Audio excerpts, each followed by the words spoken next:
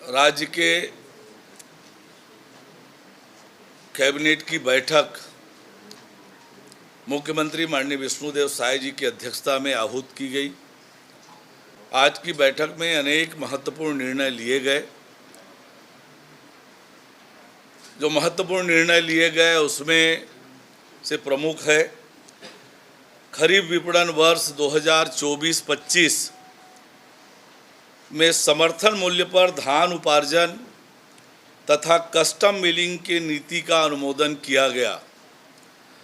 मंत्रिमंडलीय उप समिति के अनुशंसा के आधार पर राज्य में खरीफ विपणन वर्ष 2024-25 के दौरान समर्थन मूल्य पर राज्य के किसानों से नगद एवं लिंकिंग में धान खरीदी 14 नवंबर से प्रारंभ करने का निर्णय लिया गया। धान खरीदी 31 जनवरी 2025 तक की जाएगी। समर्थन मूल्य पर धान खरीदी के लिए कृषि विभाग द्वारा एकीकृत किसान पोर्टल के माध्यम से किसान पंजीयन की प्रक्रिया जारी है, जो 31 अक्टूबर 2024 तक चलेगी।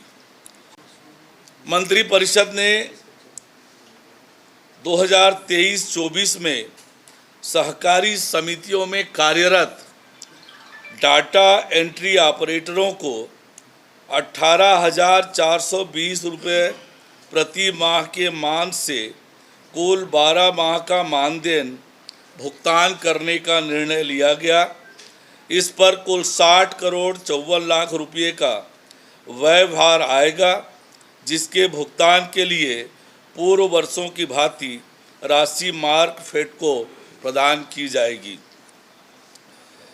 विशुद्ध रूप से राजनीतिक आंदोलनों से संबंधित प्रकरणों को जनहित में न्यायालय से वापस लिए जाने के संबंध में गठित मंत्रिपरिषद की उप समिति के अनुशंसा के आधार पर 49 प्रकरणों को माननीय न्यायालय से वापस लिए जाने का निर्णय लिया गया है।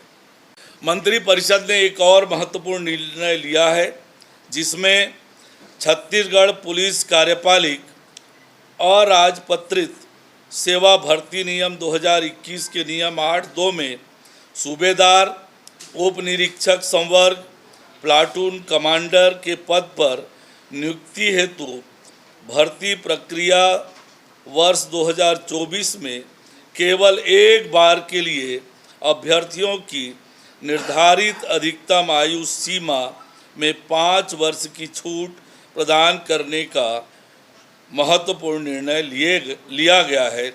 सभी छूटों को मिलाकर अधिकतम आयु सीमा 45 वर्ष से अधिक नहीं होगी।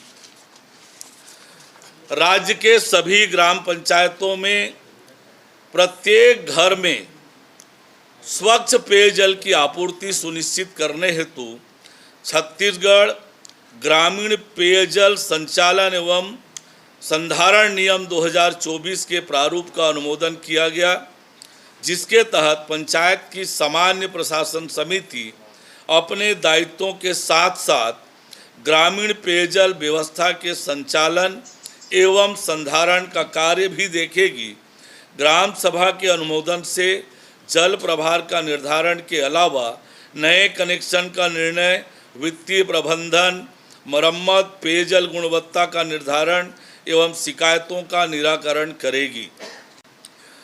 दिवंगत शिक्षक पंचायत संवर्ग के कर्मचारियों के अनुकंपा हेतु पात्र आश्रितों को अनुकंपा नियुक्ति प्रदान करने का महत्वपूर्ण निर्णय लिया गया। इसके तहत ऐसे शिक्षक पंचायत संवर्ग के कर्मचारी जिनकी मृत्यु सेवा काल में हो गई थी और जिनके आश्रित नियमानुसार अनुकंपा हेतु पात्र हैं, उन्हें छत्तीसगढ़ शिक्षक पंचायत संवर्ग नियम 2018 के आधार पर पात्रता अनुसार अनुकंपा नियुक्ति दी जाएगी। ऐसी स्थिति में स्कूल शिक्षा विभाग के से पद पूर्ति के लिए पंचायत एवं ग्रामीण विकास विभाग को पद प्रदाय करने के पूर्व के आदेश को शिथिल करने का निर्णय भी लिया गया है, ताकि दिवंगत के पात्र आश्रितों को अनुकंपा नियुक्ति प्रदान की जा सके। लोक नायक जयप्रकाश नारायण मीसा DIR राजनीतिक या सामाजिक कारणों से निरुद्ध व्यक्ति सम्मान निधि नियम 2008 में संशोधन का अनुमोदन किया गया है, जिसके तहत दिवंगत लोकतंत्र सेनानियों का राजकीय सम्मान के साथ अंत्येष्टि की जाएगी तथा अंत्येष्टि के लिए उनके परिवार को 25,000 रुपये की सहायता राशि भी दी जाएगी। देसी विदेशी मदिरा बोतलों पर चस्पा किए जाने वाला होलोग्राम में अधिक सुरक्षात्मक फीचर उपलब्ध कराने के लिए भारत सरकार के उपक्रम भारत प्रतिभूति मुद्रणालय नासिक रोड महाराष्ट्र से होलोग्राम क्रय करने का निर्णय लिया गया है।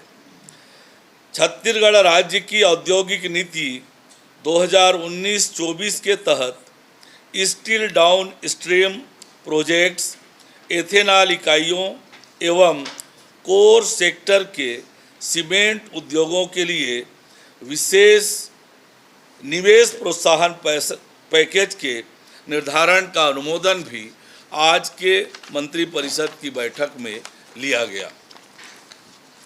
Thank you.